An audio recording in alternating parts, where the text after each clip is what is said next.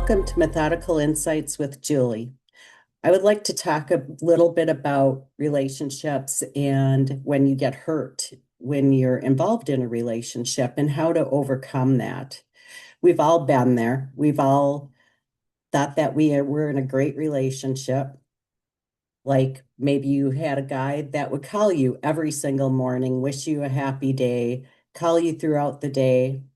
What makes it confusing is when they do this and you don't see any signs coming that they are going to hurt you. And that makes it difficult to overcome because it's a shock to your system. So, what if you had a guy that was calling you every day on a Friday, asked you to look at their business stuff, continues to call you throughout the day? You never make the phone calls. He always makes the phone calls. So it's him initiating it. And all of a sudden, they call you one morning and say, "Oh, I slept with another woman a week or two ago, and she's moving back to my hometown. So we're going to get back together. Have a great life. Best of luck to you. Don't talk to me again." And you've known this person, you knew him in the past, and they say, "You're trying to rekindle the past." What they don't understand is we don't necessarily rekindle the past, right? We are living in the today. We're looking at the person that's standing in front of us. The person that you knew in the past, you may not have even liked, but the person that's standing in front of you today and doing these gestures, making you feel important to them, making them think that you're part of their life by calling you every single day and always initiating those calls, involving you in discussions. And then, boom, out of the blue comes the news that they don't want to see you anymore. They don't want to talk to you anymore. Can't even be your friend. But in conversations with that person, you ask them what happened in their past relationships, and they said that, well, the people worked for their intention. So that makes you wonder, well, was I just an intention for that person? It is not your fault. It is not your fault at all. Hurt people hurt people. And there are some really good manipulators out there that make you believe that you're important, and then they do this to you for no reason at all. And that is such a shock to you that it's hard to overcome. You have to go through the grieving process, just like any other loss.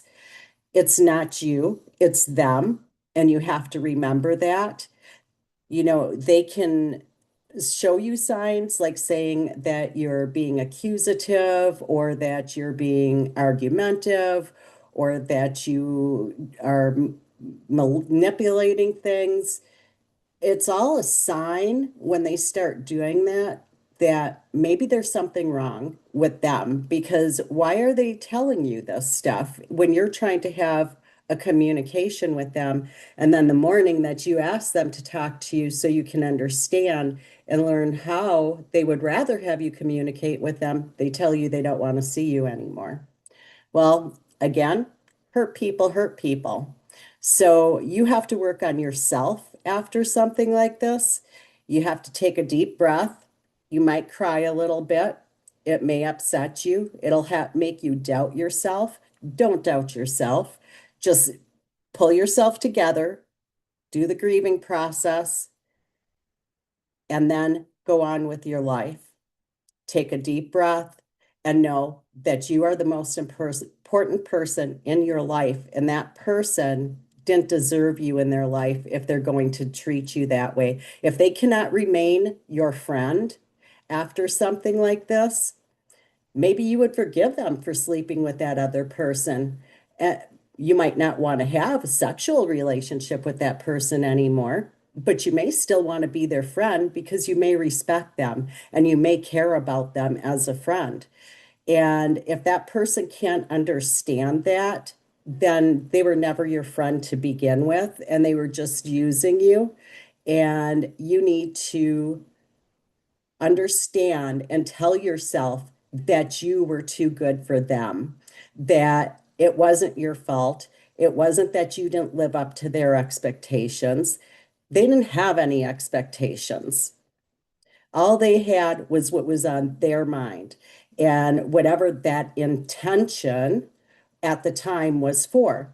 Let them move on to that new person because if they treat you that way, chances are the new person is going to be treated the same way because it's an intention, because now they have that person, that new person in their life that they can do this with, make them think that they're the most important person so that they can fulfill their sexual intentions and their relationship intentions because they don't want to be alone, because they can't face being alone. But when they have somebody like you standing in front of them that would treat them well, they can't appreciate that.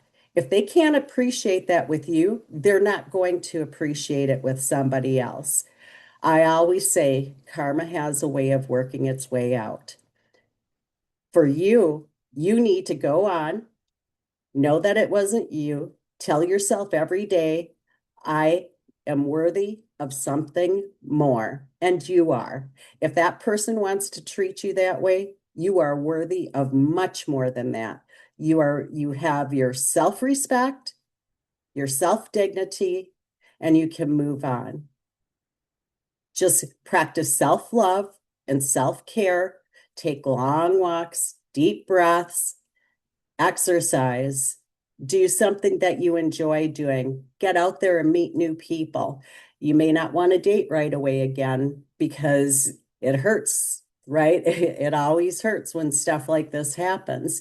But you need to just socialize, do fun things, and you may not forget it. Forgive them because it's their issue, it's not your issue.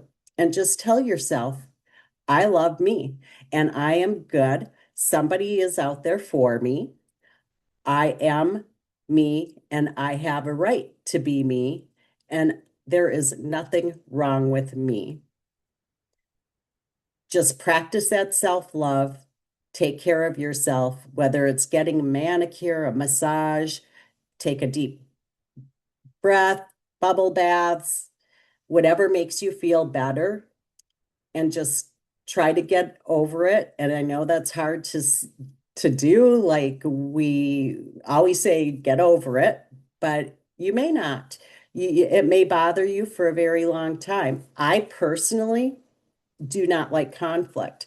So it's very difficult for me when a friend or somebody that I thought was a friend walks away and says, I never want to talk to you again. And I have no reason. I don't know why they feel that way about me. And it bothers me because I am a kind person, I'm a giving person, I enjoy people. And when that type of conflict arises, it's hard for me to say it's not my fault because it was a friendship that I didn't want to lose. And it's kind of a control factor for that other person because if they know that about you, that's their way to control you. I don't want to talk to you anymore, so I'm not going to talk to you anymore. I've got control of this situation. So you have to let go of thinking that you're worthy to be their friend because they're not worthy to have you as a friend. If you are a friend that's willing to give and willing to be there for somebody and they can't appreciate that, you don't need them in your life. Appreciate yourself, appreciate the friends that are around you. I come to you tonight to bring you this story because it it upsets me when stuff like this happens. And I just want to encourage you because we go through this every single day. A woman's going through this, that it's not you. Just take care of yourself. No, it's not you. Know that your love for yourself is greater than any love that anybody else can give you. Thank you.